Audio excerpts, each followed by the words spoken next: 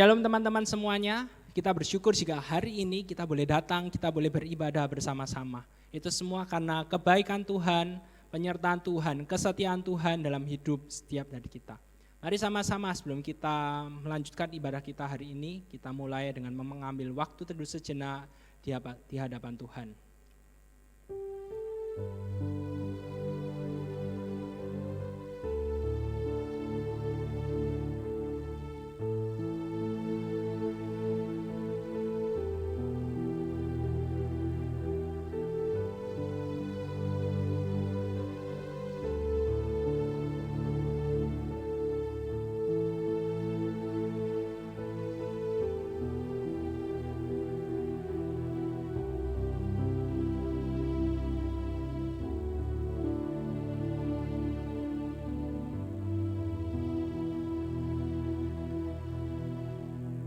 Ibadah kita pagi hari ini kita mulai dalam nama Allah Bapa, Allah Putra, dan Allah Roh Kudus. Amin. Mari sama-sama kita berdoa. Tuhan Allah Bapa kami yang bertahta dalam kerajaan surga, kami mengucap syukur untuk kebaikan Tuhan, penyertaan Tuhan yang tak pernah habis-habisnya, yang terus ada dalam hidup setiap dari kami. Pagi hari ini ketika kami akan beribadah kepadamu, kami mengaku segala dosa-dosa kami di hadapan-Mu, karena kami sadar kami tidak layak, kami hanyalah manusia berdosa yang dapat hadir karena Engkau yang beranugerah kepada setiap dari kami. Kiranya ibadah kami hari ini dapat menjadi ibadah yang berkenan di hadapan-Mu saja. Hanya dalam nama Tuhan Yesus kami telah berdoa. Amin. Teman-teman semuanya, aku ajak setiap dari kita untuk bangkit berdiri. Mari sama-sama kita mengikrarkan pengakuan iman rasuli. Pengakuan iman rasuli. Aku percaya kepada Allah, Bapa yang Maha Kuasa, Khalik langit dan bumi, dan kepada Yesus Kristus anaknya yang tunggal Tuhan kita, yang dikandung daripada Roh Kudus, lahir dari anak darah Maria, yang menderita sengsara di bawah pemerintahan Pontius Pilatus, disalibkan, mati dan kuburkan, turun ke dalam kerajaan maut. Pada hari yang ketiga, bangkit pula dari antara orang mati, naik ke surga, duduk di sebelah kanan Allah, Bapa yang Maha Kuasa, dan dari sana ia akan datang untuk menghakimi orang yang hidup dan yang mati. Aku percaya kepada Roh Kudus, gereja yang kudus dan am, persekutuan orang kudus, pengampunan dosa, kebangkitan tubuh dan hidup yang kekal. Amin. Teman-teman semuanya dipersilahkan untuk duduk kembali. Kita bersyukur untuk pertolongan Tuhan dalam hidup kita. Mari kita mulai ibadah ini dengan menyadari pertolongan Tuhan yang tidak pernah habis.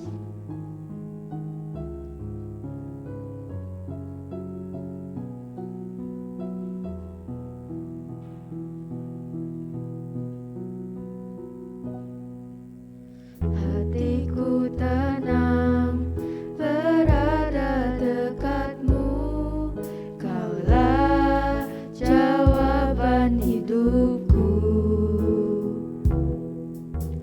Hatiku tenang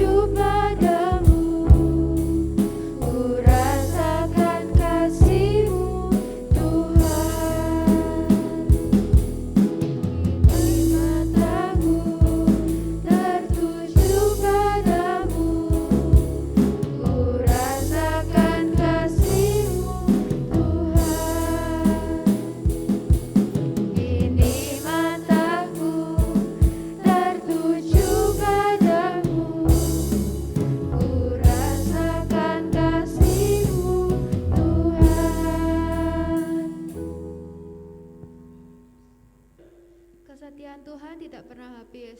Walaupun kita tidak setia, tetapi Tuhan tetap setia.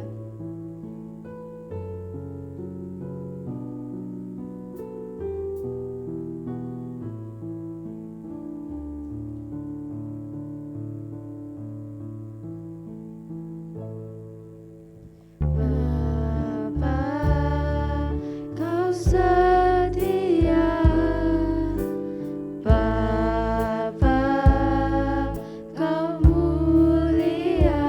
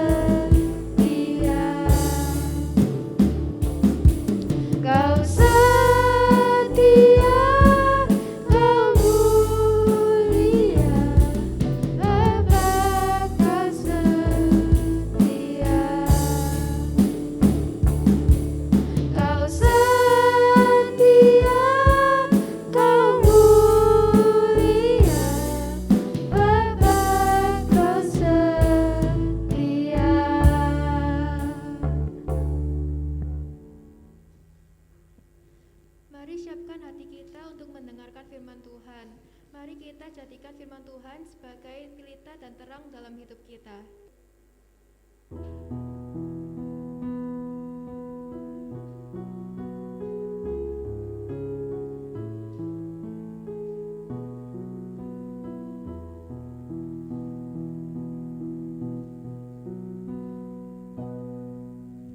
Firman-Mu pelita bagi kakiku, terang bagi jalanku.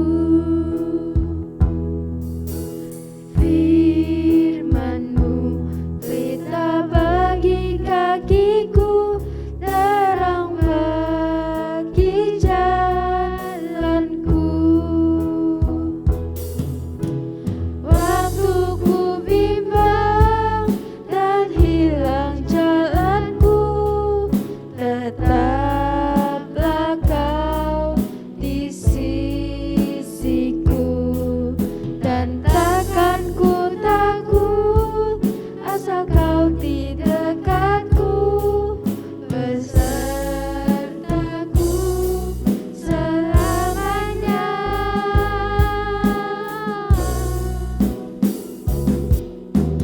Firman-Mu pelita bagi kakiku, terang bagi jalanku.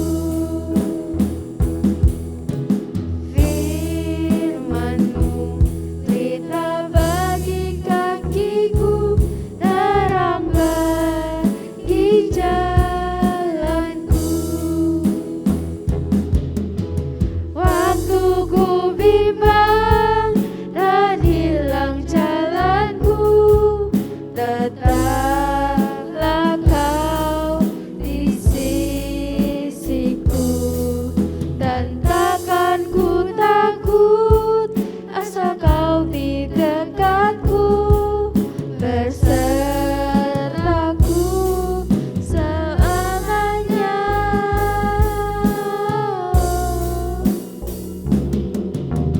Firman-Mu pelita bagi kakiku, terang bagi jalanku. Firman-Mu pelita bagi kakiku, terang bagi jalanku.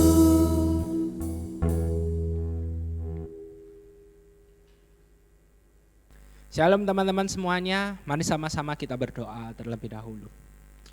Tuhan Allah Bapa kami yang bertahta dalam kerajaan surga, kami mengucap syukur jika pada pagi hari ini kami boleh datang, kami boleh beribadah, kami telah memuji nama-Mu. Sebentar lagi kami akan mendengarkan kebenaran firman Tuhan, Tuhan yang berbicara kepada setiap dari kami, karena kami siap untuk mendengarkan dan melakukannya dalam hidup setiap dari kami. Hanya dalam nama Tuhan Yesus kami telah berdoa, amin. Teman-teman semuanya, aku mengajak setiap dari kita untuk membuka Alkitab kita yang terambil dari Kejadian 22 ayat yang pertama sampai 19. Kejadian 22 ayat yang pertama sampai 19, firman Tuhan berkata demikian. Setelah semuanya itu Allah mencoba Abraham. Ia berfirman kepadanya, Abraham. Lalu sahutnya, ya Tuhan. Firman-Nya, ambillah anakmu yang tunggal itu yang kau kasihi, yakni Ishak. Pergilah ke tanah Moria dan persembahkanlah dia di sana sebagai korban bakaran pada salah satu gunung yang akan kukatakan kepadamu. Keesokan harinya pagi-pagi bangunlah Abraham. Ia memasang pelana keledainya dan memanggil 2 orang bujangnya beserta Ishak anaknya. Ia membelah juga kayu untuk korban bakaran itu, lalu berangkatlah ia dan pergi ke tempat yang dikatakan Allah kepadanya. Ketika pada hari ketiga Abraham melayangkan pandangnya, kelihatanlah kepadanya tempat itu dari jauh.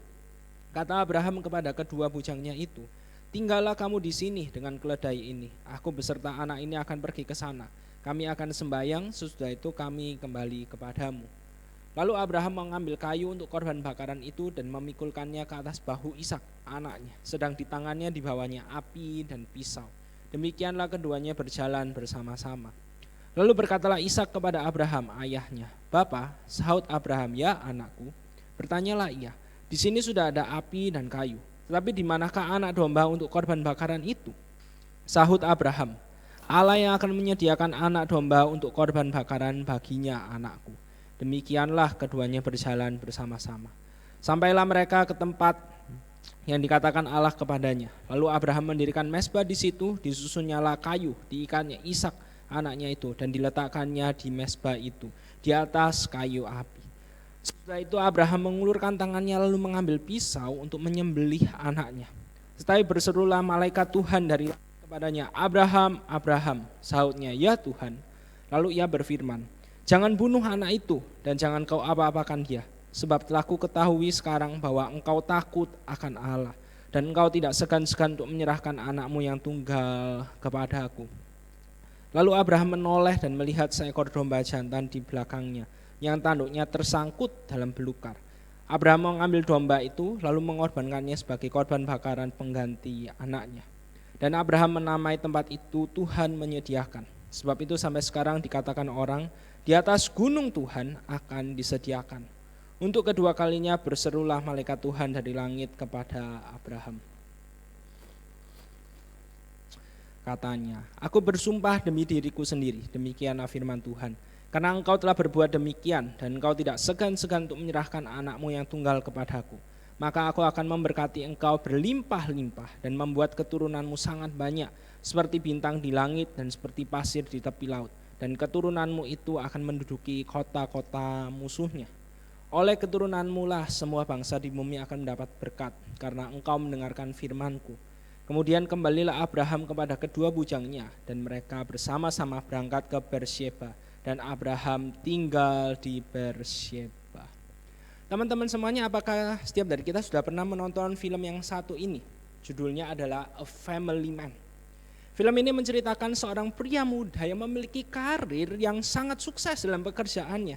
Ia bekerja semaksimal mungkin, menyelesaikan setiap target yang diberikan kepadanya itu tepat waktu. Ia sukses dalam pekerjaannya, tetapi ia akhirnya harus mengorbankan waktu dengan keluarganya. Istrinya itu sampai bilang seperti ini di dalam film tersebut. Kamu itu hanya numpang aja di rumah ini, pulang, tidur malam, bangun pagi, siap-siap dan bekerja. Tidak ada waktu untuk keluarga ini.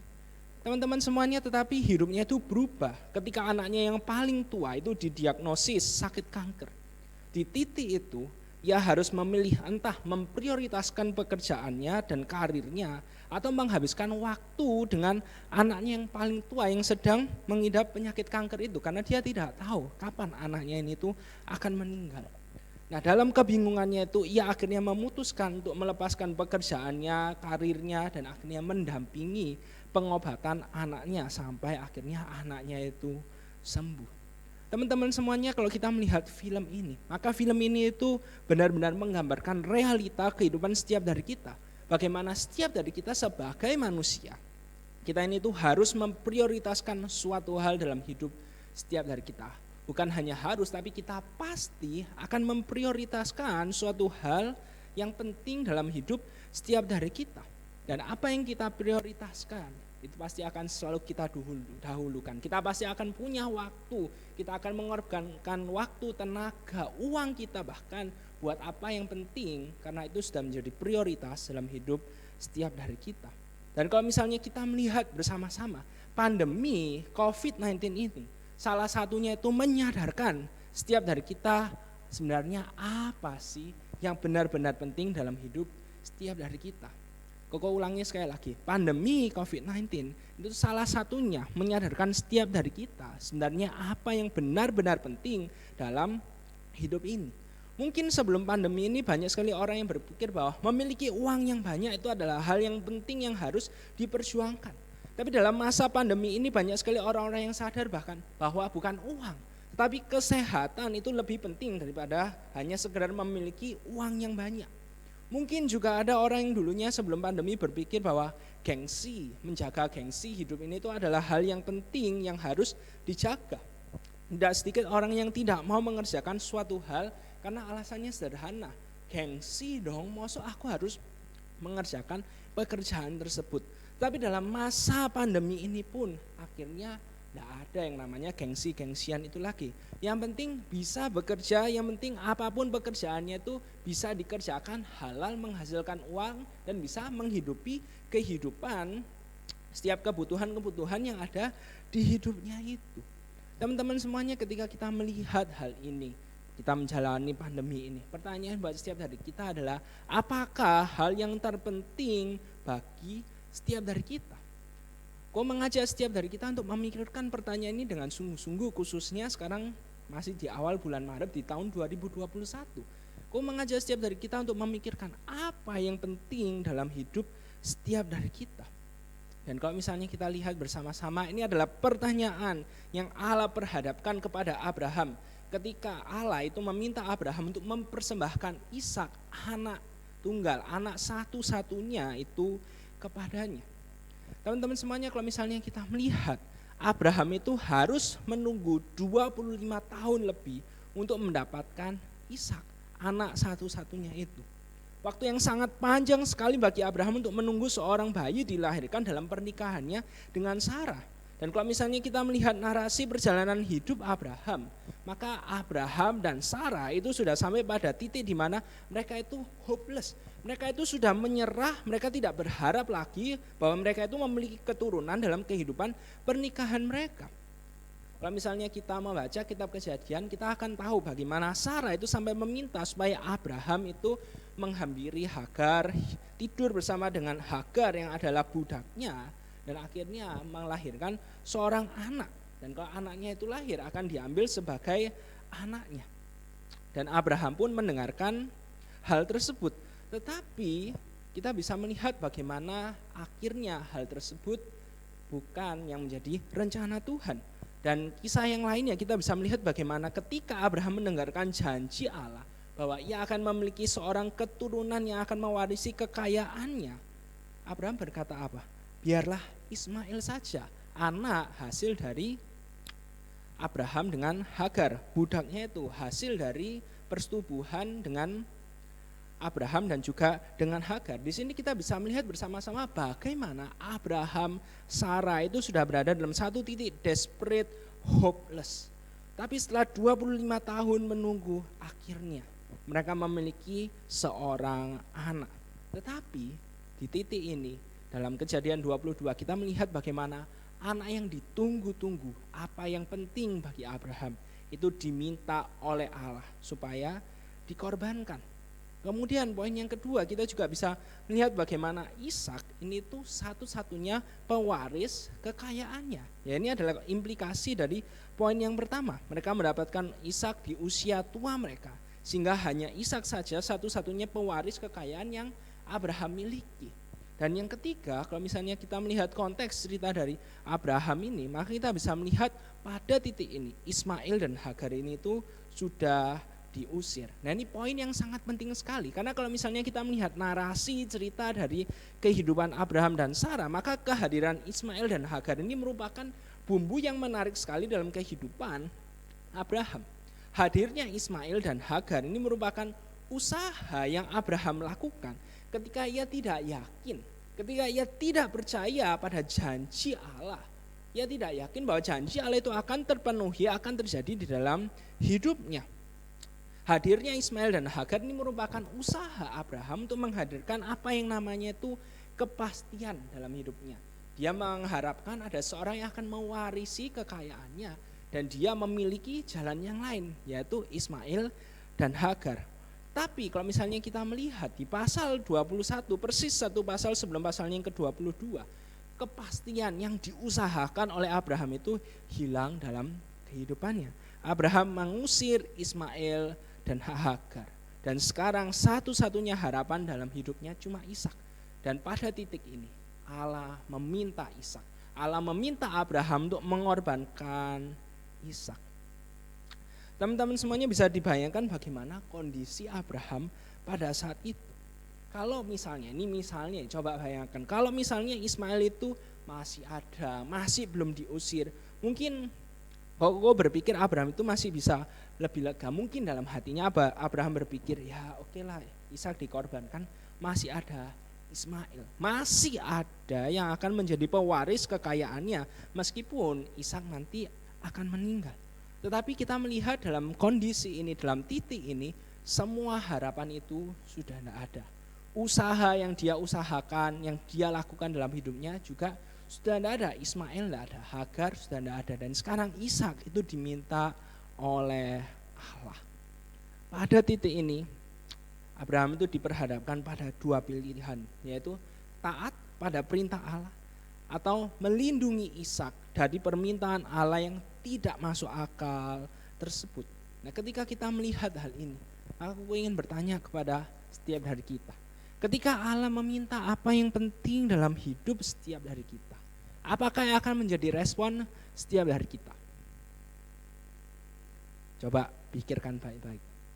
Ketika Allah meminta apa yang penting dalam hidup setiap dari kita, apakah yang akan menjadi respon setiap dari kita? Apakah yang akan kita jawab, kita berikan terhadap pertanyaan ini? Ketika Koko mempersiapkan renungan ini untuk pagi hari ini, Koko juga bertanya sama dirinya Koko sendiri. Kalau misalnya Tuhan itu meminta apa yang penting dalam hidupnya Koko, siapkah Koko ini itu memberikan semuanya itu kepada Tuhan? Tentu ini bukanlah pertanyaan yang mudah sekali untuk Koko jawab. Sebagai hamba Tuhan pun Koko bergumul dengan hal ini. Apakah yang akan kita lakukan kalau misalnya Tuhan itu meminta uang kita, uang yang kita miliki Tuhan minta kemudian untuk diberikan bagi pelayanannya? Apakah yang akan kita lakukan ketika Tuhan meminta kita untuk memberikan talenta yang kita miliki, bukan untuk bagi kesenangan kita tetapi untuk pelayanannya Tuhan? Apakah yang akan kita lakukan ketika kita harus putus misalnya dari pacar yang sangat kita sayangi, tetapi ternyata relasi tersebut tidak membuat kita lebih mencintai Tuhan? Apakah yang akan kalian semuanya lakukan kalau misalnya Allah itu mengambil apa yang penting dalam hidup setiap dari kita? Teman-teman semuanya, kalau misalnya kita melihat dalam firman Tuhan, khususnya dalam perjanjian baru dan juga dalam perjanjian lama, kita bisa melihat bagaimana seringkali Allah itu meminta kita untuk memilih, memprioritaskan mana yang akan kita prioritaskan, mengikut dirinya atau melakukan apa yang kita senangi. Kalau misalnya kita melihat yang pertama dalam Markus pasal yang pertama, ayat yang ke-16 sampai 20. Di sana diceritakan bagaimana para murid itu harus meninggalkan pekerjaan mereka sebagai nelayan untuk mengikut Yesus. Pilihannya jelas, ketika Tuhan Yesus memanggil mereka untuk menjadi pengikutnya, menjadi muridnya, entah mereka tetap mau menjala ikan, menjadi nelayan, atau mereka meninggalkan jalannya itu dan mengikut Yesus. Jadi pilihannya cuma satu, mana yang lebih penting, pekerjaan atau mengikut Yesus. Kemudian kita juga bisa melihat dalam kitab Daniel dalam perjanjian lama, bagaimana Daniel ini harus memutuskan antara tetap setia kepada Tuhan atau tidak. Kalau misalnya tetap setia, maka ia harus masuk ke dalam gua singa sebagai hukumannya. Sekali lagi, di sini kita melihat bagaimana Daniel itu harus memilih. Sebenarnya apa sih yang penting dalam hidupnya itu? Pekerjaannya, dia sudah memiliki jabatan yang tinggi, atau dia itu tetap mau mengutamakan, mementingkan relasinya dengan Tuhan. Dan yang terakhir kita juga bisa melihat bagaimana dalam Matius 19 ayat 16 sampai 22. Bagaimana di sana diceritakan ada orang muda yang kaya yang lebih memilih hartanya yang banyak daripada mengikut Yesus. Teman-teman semuanya boleh buka Alkitabnya di Matius 19 ayat 16 sampai 22. Di sana ada orang muda yang kaya datang kepada Tuhan Yesus tanya, "Guru, apa yang harus aku lakukan untuk bisa masuki kerajaan Allah?" Dia bilang, "Aku sudah melakukan seluruh apa yang dikatakan dalam hukum Taurat. Jangan membunuh, jangan berzina, semuanya sudah aku lakukan. Hormatilah orang tuamu. Aku sudah melakukan semuanya itu. Apalagi yang kurang? Aku harus melakukan apa?" Tuhan Yesus bilang, "Pulang, jualah hartamu, kasih semuanya ke orang miskin, kemudian datang ikut aku." Dan firman Tuhan berkata dengan sangat jelas bagaimana lalu pergilah orang muda yang kaya itu dengan sedih hati karena hartanya sangat banyak. Orang muda itu lebih mementingkan hartanya daripada mengikut Yesus. Inilah prinsip yang terus-menerus diulang-ulang oleh firman Tuhan, bagaimana setiap dari kita kalau misalnya kalian semuanya ingin mengikut Yesus, maka kalian harus memprioritaskan Tuhan Yesus dalam hidup setiap dari kita. Dan inilah yang sedang dihadapi oleh Abraham ketika Allah meminta dirinya mempersembahkan Ishak kepada Allah. Kau yakin dan percaya bahwa Abraham pasti bergumul dengan sangat berat pada waktu itu ketika Allah meminta hal tersebut.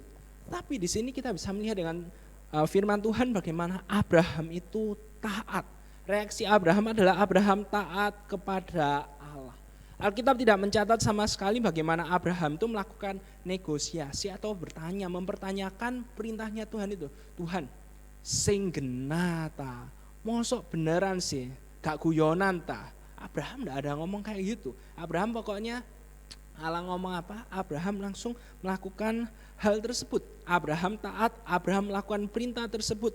Meskipun secara manusiawi hal tersebut bukanlah hal yang mudah. Abraham sebagai manusia, Abraham sebagai papa pasti juga bergumul, nih anakku dewek rek, mosok harus aku korbankan. Ya, aku tahu sih ini Allah yang minta, tapi Koko yakin dan percaya itu bukanlah hal yang mudah untuk dilakukan oleh Abraham. Tapi di sini kita bisa melihat bersama-sama dari teladan Abraham bagaimana ketika berhubungan dengan ketaatan kepada Allah, itu bukan tentang apakah itu mudah atau tidak. Karena seringkali ketika berhubungan dengan ketaatan kita kepada Allah, kita mudah sekali untuk bertanya-tanya sama Tuhan. Tuhan, masa sih kayak gitu? Gimana nanti kalau seperti ini? Gimana nanti kalau kejadiannya tidak seperti yang aku harapkan? Tapi di sini kita melihat bagaimana Abraham itu tidak berpikir seperti itu. Ia taat kepada Allah. Dia tahu bahwa taat itu tidak mesti harus tahu hasilnya itu seperti apa.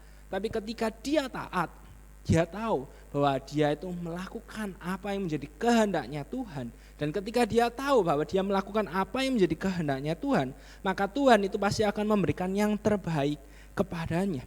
Bahkan kalau misalnya kita melihat kisah di Kejadian pasal yang ke-22 ini, ketika Ishak itu tanya sama Abraham, Bapak, kayu, api, semuanya sudah ada. Hewan yang dikorbankan itu mana? Lalu ini jawaban Abraham di Kejadian 22 ayat yang ke-8. Sahut Abraham, Allah yang akan menyediakan anak domba untuk korban bakaran baginya anakku. Demikianlah keduanya berjalan bersama-sama. Teman-teman semuanya, di sini kita melihat bagaimana dalam ketidakpastian, dalam ketidaktahuannya, Abraham itu memberikan jawaban yang menunjukkan betapa besar imannya kepada Allah. Dan apa yang Abraham imanilah itu yang terjadi. Kita bisa melihat bersama-sama bagaimana Allah menyediakan domba jantan di atas gunung tersebut. Teman-teman bisa dibayangkan bagaimana Abraham itu akan sangat malu sekali kalau misalnya ia sampai di gunung tersebut, kemudian misalnya dia ragu-ragu tidak jadi mempersembahkan Ishak. Kemudian dia negosiasi sama Tuhan terlebih dahulu. Abraham mungkin bisa bilang, serius tak Tuhan sama perintahmu itu? Ini loh anakku satu-satunya. Kemudian Tuhan langsung menjawab seperti ini. Itu loh, kamu loh nak mau tadi noleh ke belakang, lihat ada kambing domba jantan, aku sudah menyediakan itu. Betapa kecilnya imanmu, hai anakku Abraham. Tapi di sini kita bisa melihat bagaimana Abraham itu beriman kepada Tuhan. Abraham benar-benar percaya kepada Tuhan, berserah kepada Allah. Bahkan kalau misalnya kita melihat dalam kitab Ibrani berkata demikian. Karena iman, maka Abraham tatkala ia dicobai mempersembahkan Ishak, ia yang telah menerima janji itu, rela mempersembahkan anaknya yang tunggal walaupun kepadanya telah dikatakan, keturunan yang berasal dari Ishaklah yang akan disebut keturunanmu. Karena ia berpikir bahwa Allah berkuasa membangkitkan orang-orang sekalipun dari antara orang mati. Dan dari sana ia seakan-akan telah menerimanya kembali. Firman Tuhan menyatakan dengan sangat jelas bagaimana Abraham memiliki iman yang sangat besar. Kita melihat bagaimana Abraham itu percaya bahwa Allah itu memegang kendali kehidupannya secara penuh. Dan melalui kitab Ibrani kita bisa mengetahui bagaimana ketika Abraham taat, Abraham melakukan perintah Allah tersebut, ia juga percaya bahwa kalau misalnya Allah itu mau, tidak ada yang mustahil. Allah pasti bisa membangkitkan Ishak kembali meskipun Ishak itu sudah mati dan sudah dikorbankan. Dan dengan keyakinan inilah Abraham tanpa negosiasi, tanpa banyak basa-basi, Abraham langsung taat melakukan perintah Allah. Dan dari sini kita bisa melihat bagaimana kalau misalnya kita tidak yakin bahwa Allah itu memegang kendali hidup setiap dari kita, maka kita akan kesulitan untuk memprioritaskan Tuhan dalam hidup ini. Kau ulangnya sekali lagi, kalau misalnya kita tidak yakin bahwa Allah memegang kendali hidup setiap dari kita, maka kita akan kesulitan untuk memprioritaskan Tuhan dalam hidup kita. Ini adalah prinsip yang perlu untuk kita sadari dalam hidup setiap dari kita. Kalau misalnya kita ini tuh tidak yakin bahwa Allah itu memegang kendali hidup kita, maka kita pasti akan banyak sekali negosiasi dengan Tuhan. Kita pasti banyak sekali cari alasan untuk tidak taat kepada Tuhan. Karena apa? Karena yang jadi Tuhan dalam hidup kita, ya kita. Kita ingin berusaha untuk memegang kendali hidup setiap dari kita. Ketika di luar kendali kita akan berpikir-pikir, nanti kalau gini gimana, nanti kalau seperti itu gimana. Kita ini tuh sebagai manusia, kita itu mau segala sesuatunya itu baik-baik saja, aman-aman saja. Tapi ketika kita mengandalkan semuanya itu pada diri kita saja, maka kita akan menyadari bahwa semuanya itu tidak akan aman-aman saja. Semuanya itu tidak akan baik-baik saja kalau mengandalkan diri kita saja. Semuanya itu akan aman-aman saja, semuanya itu akan baik-baik saja ketika kita sadar bahwa yang memegang kendali hidup setiap dari kita itu bukannya kita, tapi yang memegang kendali hidup setiap dari kita itu adalah Tuhan. Dan dalam Kejadian 22 ayat yang ke-12, dalam terjemahan firman Allah yang hidup di sana dikatakan demikian. Singkirkanlah pisau itu, jangan kau bunuh anakmu, seru malaikat Tuhan, karena aku tahu bahwa engkau mengutamakan Allah dalam hidupmu, sehingga engkau rela menyerahkan bagiku anakmu yang sangat kau kasihi sekalipun. Di sini kita bisa melihat bersama-sama bagaimana Allah itu sebenarnya ingin menguji siapa sih yang terutama dalam hidup Abraham setelah ia mendapatkan Ishak, anak yang ia tunggu-tunggu selama 25 tahun lebih. Apakah Allah itu tetap menjadi yang terutama dalam hidupnya? Atau sekarang Ishak yang menjadi terutama, yang mendapatkan prioritas dalam hidup Abraham. Dan di sini kita melihat bagaimana Abraham lulus ujian tersebut. Ia terbukti tetap mengutamakan Tuhan dalam hidupnya. Meskipun yang diminta oleh Allah itu adalah hal yang sangat penting, hal yang sangat ia cintai, hal yang sangat ia sayangi dalam hidupnya. Teman-teman semuanya, pertanyaannya buat setiap hari kita. Ketika kita akan menjalani kehidupan kita selama tahun 2021 ini, siapakah yang terutama, siapakah yang terpenting dalam hidup kalian semuanya? Mari sama-sama kita pikirkan, renungkan pertanyaan ini dengan sungguh-sungguh. Dan Tuhan akan terus bertanya dan Tuhan ingin melihat apakah setiap dari kita setia kepadanya, apakah setiap dari kita tetap mau terus memprioritaskan Tuhan di atas segala-galanya. Amin. Mari sama-sama kita berdoa. Tuhan Allah Bapa kami yang bertahta dalam kerajaan surga, firman-Mu telah diberitakan pada pagi hari ini, dan kiranya setiap dari kami yang telah mendengarkannya, kami dapat melakukannya dalam hidup setiap dari kami. Biarlah dalam hidup setiap dari kami sejak masa muda kami mau terus memprioritaskan Tuhan dalam hidup setiap dari kami. Dalam apapun yang kami lakukan, biarlah yang menjadi prioritas utama bagi kami adalah Engkau dan bukan hal-hal yang lainnya. Mampukan setiap dari kami untuk setia melakukan dan menaati kebenaran firman Tuhan ini. Hanya dalam nama Tuhan Yesus kami telah berdoa. Amin. Persembahan adalah wujud syukur kita kepada Tuhan. Maka dari itu mari kita persiapkan yang terbaik kita berikan kepada Tuhan.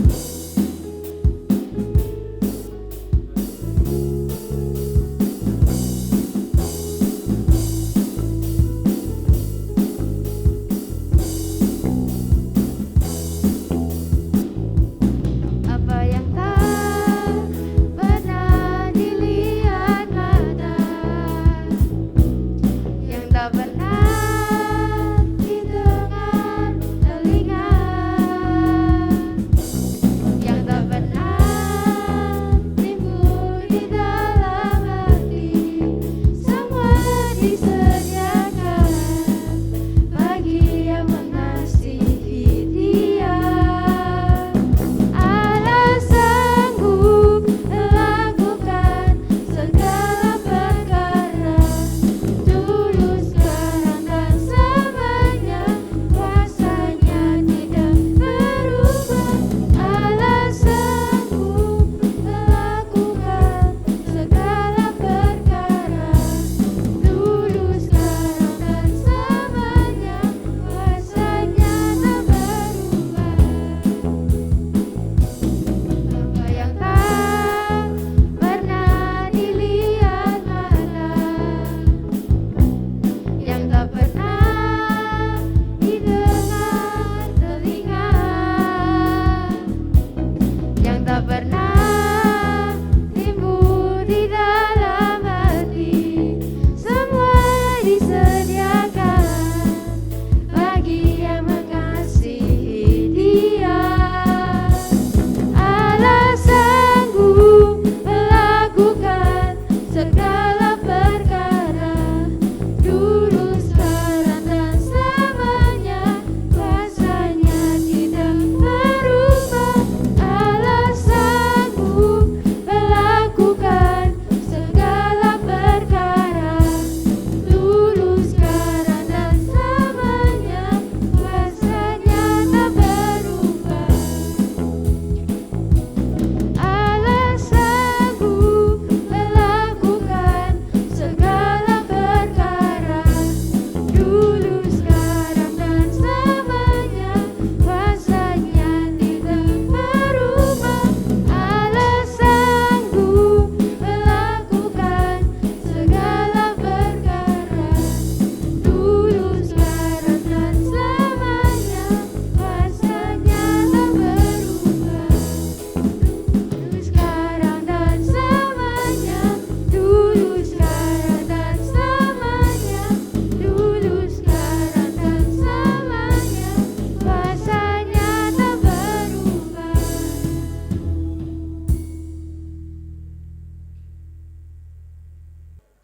Mari sama-sama kita berdoa.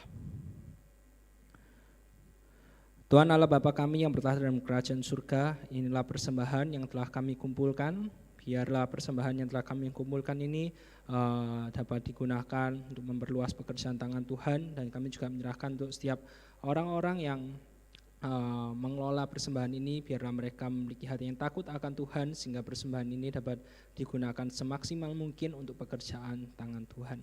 Dan kami pada saat ini juga mau berdoa menyerahkan untuk bangsa kami Indonesia dan juga seluruh bangsa di dunia, khususnya dalam menghadapi pandemi COVID-19 ini. Tuhan, kami bersyukur jika di awal tahun 2021 ini ada secercah harapan bagaimana vaksin terus digencarkan, terus dibagikan kepada masyarakat umum. Tuhan, kami mau berdoa agar vaksin yang dibagikan ini benar-benar efektif, sehingga akhirnya kami sama-sama dapat mengakhiri pandemi COVID-19 ini, dan kami dapat hidup normal kembali. Dan terlebih lagi, biarlah dalam menghadapi semuanya ini kami dapat terus berharap, bersandar kepadamu saja. Karena kalau tidak kepadamu, kepada siapa kami dapat menyandarkan hidup setiap dari kami. Dan pada saat ini kami juga mau berdoa menyerahkan untuk setiap dari kami sebagai anak-anak Tuhan dalam menghadapi pandemi COVID-19 ini. Tuhan yang tolong agar setiap dari kami dalam menghadapi pandemi ini, kami dapat tetap hidup seturut dengan kehendak-Mu. Kami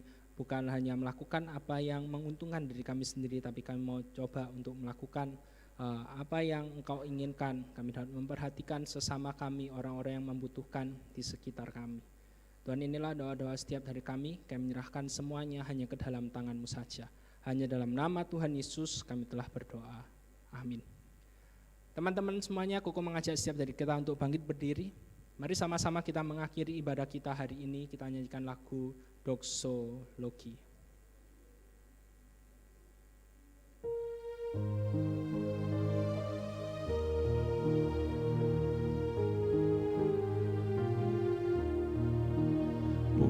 Puji Allah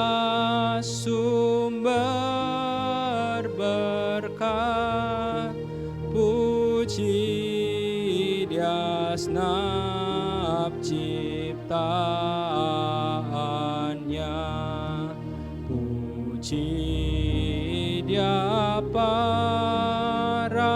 malaikat, Bapa, Putra, dan Roh Kudus. Amin.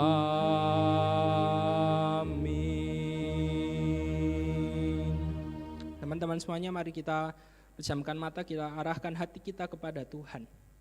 Kiranya setelah kita beribadah hari ini mendengarkan firman Tuhan, pulanglah dan jadilah pelaku-pelaku firman dan bukan hanya pendengar firman saja. Dan terimalah berkat dari Tuhan. Kiranya kasih karunia dari Allah Bapa, keselamatan dari Yesus Kristus, penyertaan dan damai sejahtera dari Roh Kudus beserta dengan setiap dari kita dari sekarang sampai selama-lamanya. Amin. Ibadah selesai, teman-teman semuanya dipersilakan untuk duduk. Tuhan Yesus memberkati.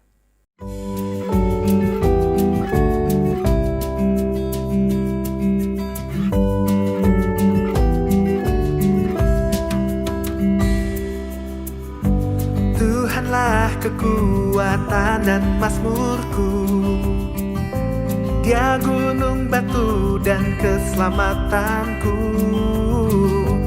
Hanya padamu hatiku percaya, Kaulah menara dan kota perlindungan.